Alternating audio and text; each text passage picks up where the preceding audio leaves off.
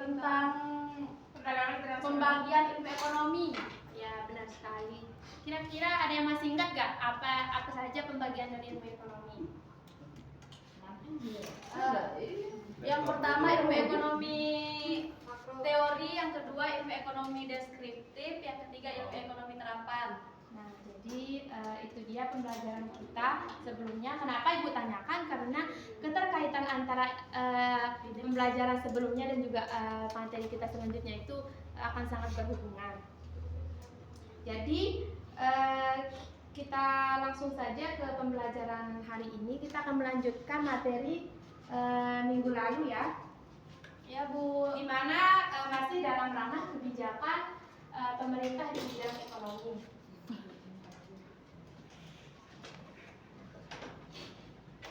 Tapi sebelum itu kita perlu tahu apa sih tujuan dari pembelajaran kita pada hari ini. Jadi tujuan pembelajaran kita pada hari ini adalah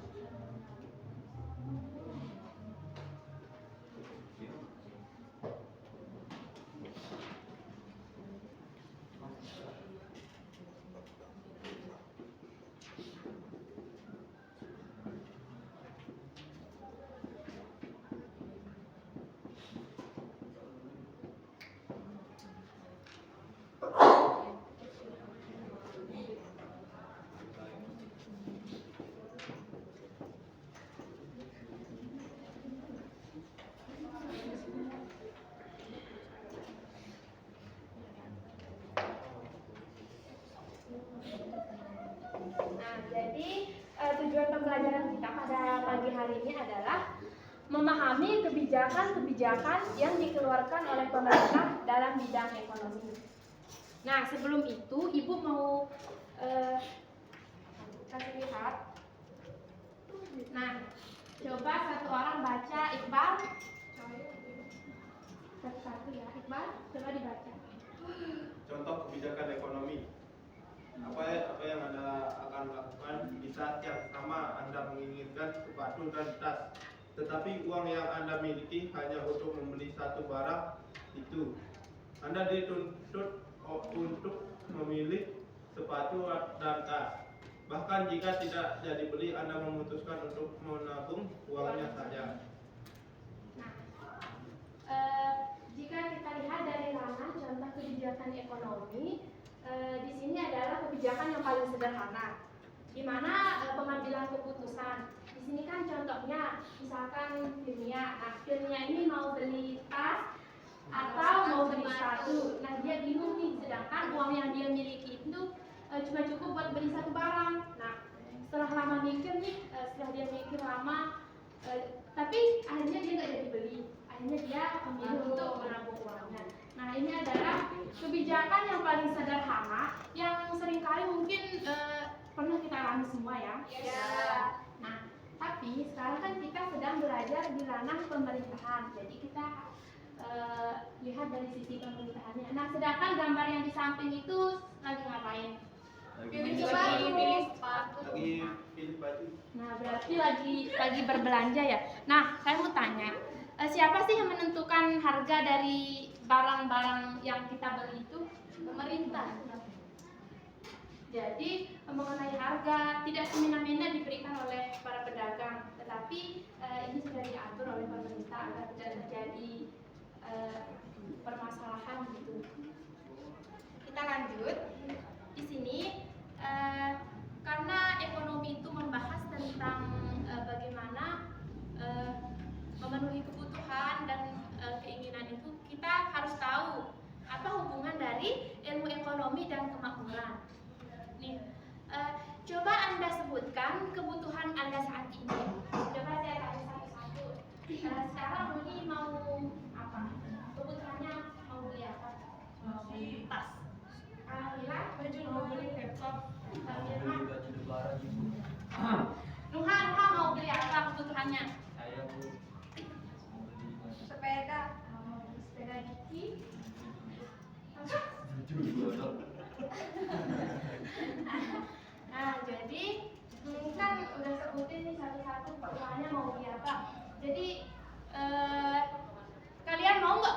kebutuhan itu tercapai? Mau. Nah, jadi dalam dalam pencapaian kebutuhan ini ekonomi itu berserta. Nah, kita lihat dulu apa tujuan dari kita mempelajari ekonomi. Ali, coba dibaca apa tujuan mempelajari ekonomi. Yang pertama, Tujuan. Nah, kita dengar Bu. Tujuan mempelajari ekonomi adalah tidak lain agar agar dapat memahami. Astaga, makanya kalau ibu jelasin itu merhatiin jangan main HP. Oke, diganti sama Layani Hidayani. Ya, baik, di sini saya akan menjelaskan tujuan mempelajari ilmu ekonomi. Nah, di sini tidak lain agar dapat membantu masyarakat dalam memecahkan masalah, yakni berkenaan dengan pemenuhan kebutuhan hidup. Nah, jadi kan ilmu ekonomi ini hadir bagaimana ya kebutuhan kita itu dapat tercapai seperti kebutuhan-kebutuhan yang tadi teman-teman sebutkan itu. Jadi ilmu ekonomi ini berperan. Terus jika kita lihat dari kemakmuran, pencapaian kemakmuran dalam kehidupan bukan perkara yang mudah. Apabila seseorang sudah cukup untuk kebutuhan makan, minum, pakaian, belum tentu disebut makmur. Karena masih ada kebutuhan lain yang belum terpenuhi. Seperti yang disebut tadi kan, manusia ini sebagai makhluk sosial, di mana kita mau kebutuhan, misal kebutuhan makan kita, minum, pakaian, tempat tinggal sudah terpenuhi. Tetapi pasti kita mau membeli yang lain lagi, seperti misal mau beli mobil lah, mau beli skincare lah, mau beli sepatu, tas, itulah.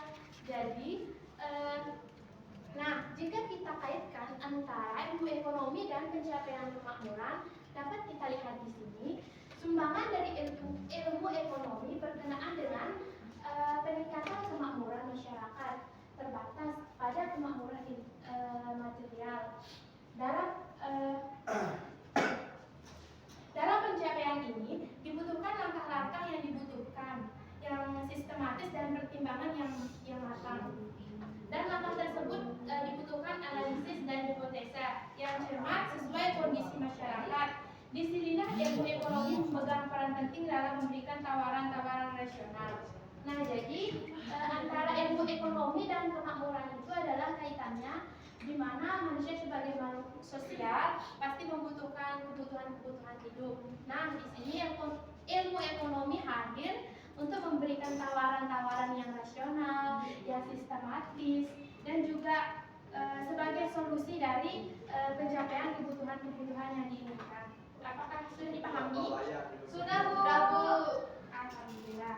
Kita lanjut. Di sini dalam pencapaian kebutuhan, Wanakot berpendapat bahwa 5 tujuan mempelajari ilmu ekonomi berkenaan dengan pemecahan masalah pemenuhan kebutuhan hidup. Oke, 1. Nirmala baca. 1. Tingkat pekerjaan yang tinggi. Oke, Dewi baca 1. Stabilitas harga. Rizka efisiensi. Firman Pertumbuhan ekonomi. Ruli Distribusi pendapatan yang ada. adil. Yang adil. Salah. Bahas sedikit ya. Di sini pendapat dari Wanakot itu adalah yang pertama tingkat pekerjaan yang tinggi, di mana ilmu ekonomi ini membahas tentang ketenagakerjaan, pengangguran, upah, kerjasama antara pekerja dan juga keterkaitan di bidang pekerjaan. Nah, yang kedua adalah stabilitas harga, di mana dalam stabilitas harga ini yang berperan adalah antara masyarakat dan juga pemerintah memiliki peran penting, di mana untuk mengefisiensikan harga di sini baik itu dari inflasi, harga barang dan juga permasalahan yang lain. Nah, selanjutnya adalah di sini efisiensi. Efisiensi adalah bagaimana efisiensi antara input dan output, di mana antara kebutuhan dan juga pendapatan itu harus sesuai. Dan yang selanjutnya adalah pendistribusian pendapatan yang adil. Di sini bagaimana jika misalkan kita contohkan bidan menjual padi. Nah, bagaimana harga padi yang diberikan itu harus sesuai dengan barang yang dijual. Jadi ada keadilan di dalam distribusi pendapatan. Nah, lanjut yang terakhir adalah pertumbuhan ekonomi, di mana pertumbuhan ekonomi ini membahas tentang bagaimana perkembangan pembangunan ekonomi. Untuk pertumbuhan ekonomi ini semua orang dalam suatu negara itu berperan penting baik dari masyarakat yang menjalankan kebijakan-kebijakan yang akan diberikan oleh pemerintah. Kita lanjut. Di sini ada tinjauan ilmu ekonomi dalam praktik. Yang pertama adalah ekonomi politik, yang kedua kegiatan ekonomi, yang keempat prinsip ekonomi, yang terakhir motif ekonomi. Yang pertama politik ekonomi. Nah, di politik ekonomi ini adalah membicarakan tentang kebijakan-kebijakan yang diberikan oleh pemerintah dalam ranah ekonomi, misalkan penetapan harga atau pendistribusian barang, jasa, bagaimana harga yang ditetapkan oleh pemerintah. Nah, yang selanjutnya adalah kegiatan ekonomi. Nah, di sini ibu akan memberikan anak-anak gambar. Nanti sebagai contoh ya. Nah, sekarang ibu mau tanya, kira-kira siapa yang dapat mendeskripsikan dari gambar-gambar tersebut? Ayo, siapa? Ini dalam ranah kegiatan ekonomi loh. Ayo. Misalkan gambar yang pertama ini lagi ngapain, yang kedua lagi ngapain, terus yang ketiga lagi ngapain. Saya gambar ketiga bu, tapi yang kata dulu siapa? Oke, yang pertama angkat tangannya. Diki. Bayar barang. Saya coba lagi. Kalau contoh kegiatan ekonomi yang nomor 1 itu kayaknya lagi memproduksi barang.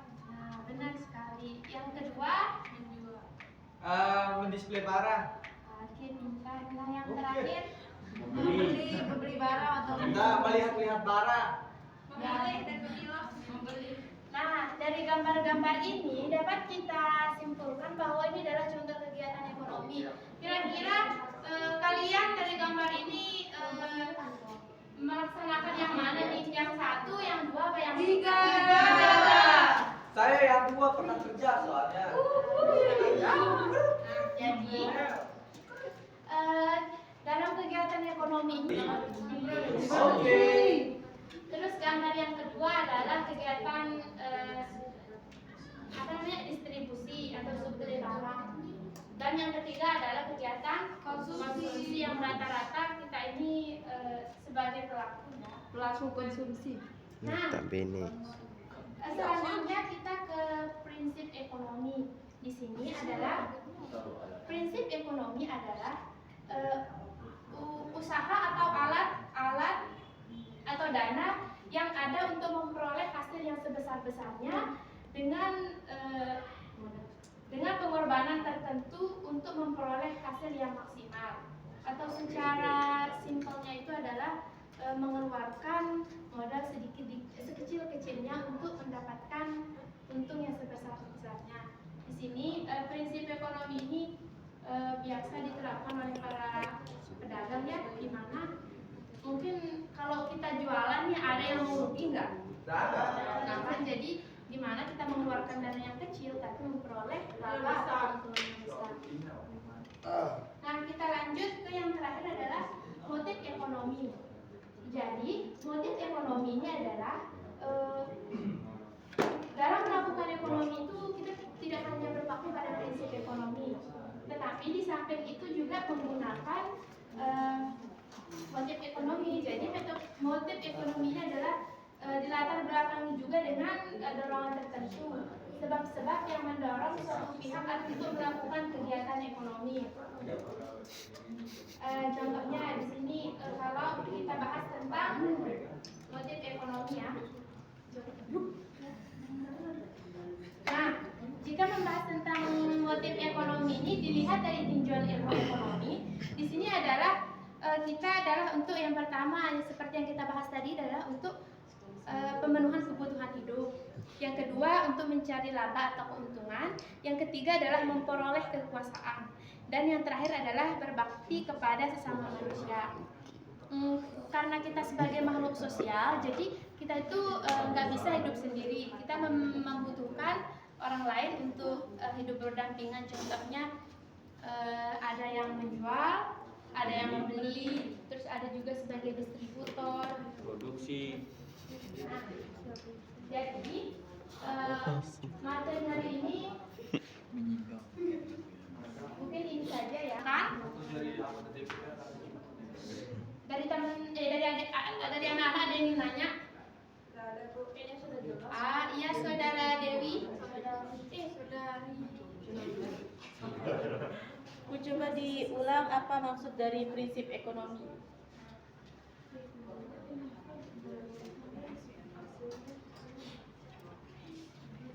Untuk yang lain mungkin ada yang ingin nanya?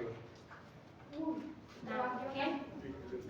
Maksud dari prinsip ekonomi ini ya. Jadi di sini kan sudah dijelaskan tadi dengan mengeluarkan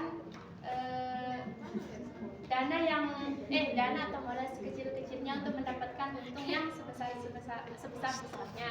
Jadi di sini bagaimana Dewi ini misalnya sebagai pembisnis mengeluarkan dana yang kecil untuk mendapatkan keuntungan yang besar. Mungkin hanya itu yang dapat Ibu sampaikan. Mungkin ada yang ingin menyimpulkan dari pembacaan atau penyampaian materi hari ini? Sudah cukup jelas. Mungkin sudah cukup jelas ya. Dan juga Ibu ingin mengucapkan terima kasih kepada anak-anak semua karena sudah berpartisipasi dalam pembelajaran hari ini. Jangan lupa nanti pemateri selanjutnya kita akan membahas tentang pendapatan nasional. Jangan lupa nanti sebelum pembelajaran Ibu bakal nanya materi sebelumnya dan juga materi yang akan dibahas minggu depan. Mungkin hanya ini pembelajaran kita hari ini. Mari kita tutup dan sama-sama melafazkan hamdalah. Alhamdulillahirobbilalamin.